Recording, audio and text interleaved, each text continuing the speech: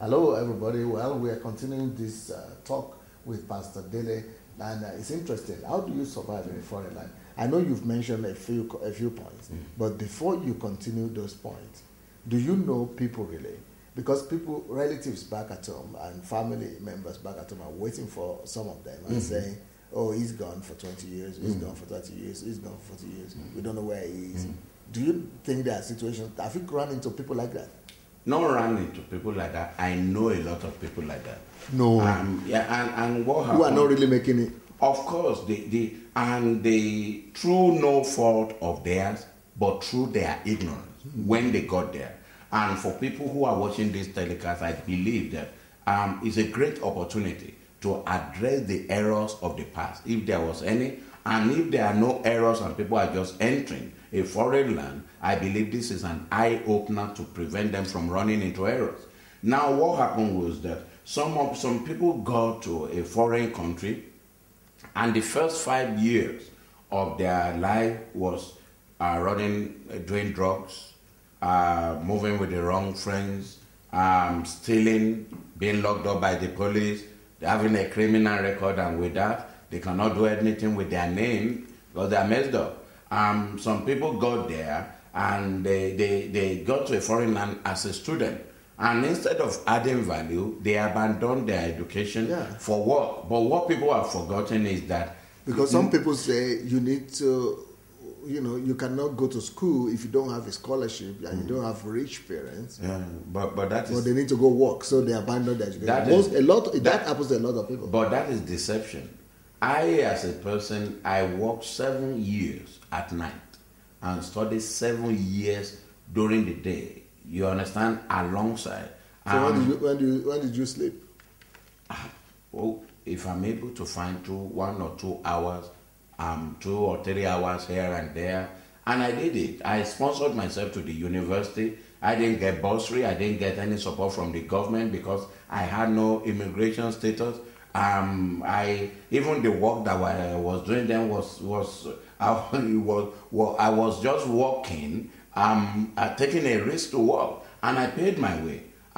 Today, so what I want everyone watching this telecast is this: once you get that value, it becomes yours. I will say do everything possible legally to add value, because people get to a foreign country, instead of studying, they go to work and they abandon their education. But knowledge will start working when all your friends who are hardworking become tired.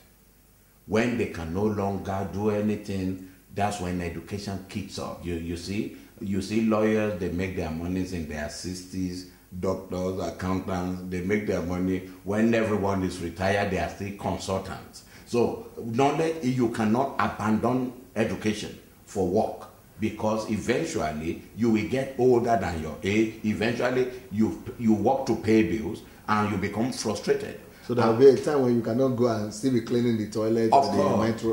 Of course, that's when education works. You just get a pen and you look at doctors, they just check your eye and say, well, I'll give him a tablet, and that's all they do. They don't lift a finger. So most people waste their time at the earlier part, or some get into the wrong relationship, in that they go and meet a strange woman, a strange man, and say they found a husband, and at the end of the day, the relationship breaks down, and for 5-10 years of their sojourn in that country, they've achieved nothing, and some of them don't have the status to live in that country, so they start hiding. Some work in different people's name, in a different identity. So for the first 10 years of their life, they cannot say this is what they have achieved. And the longer it takes you to achieve, the more difficult it becomes for you to measure or to go back, because people are expecting you. And the disappointment for most of them is that people who came after them and did the right thing,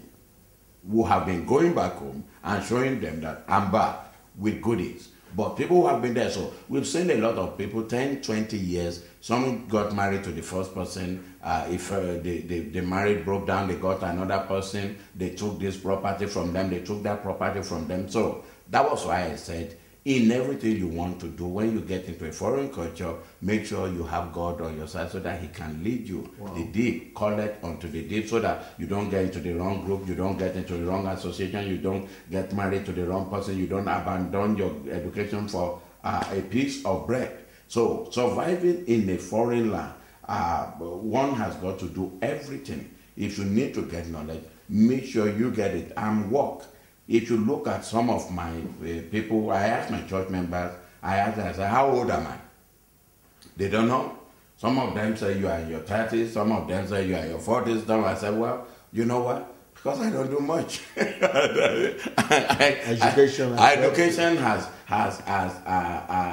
limited the sweat.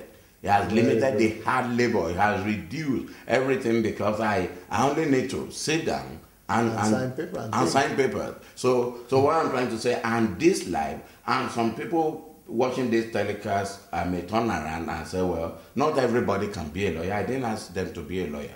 Not everyone can be an accountant, but if everyone cannot be, why should they be you? Thank you so very much, Pastor Dele. It's intriguing, exciting, but our time is over now, so we need to meet you tomorrow. So thank you, everybody. We'll meet Pastor Dele tomorrow.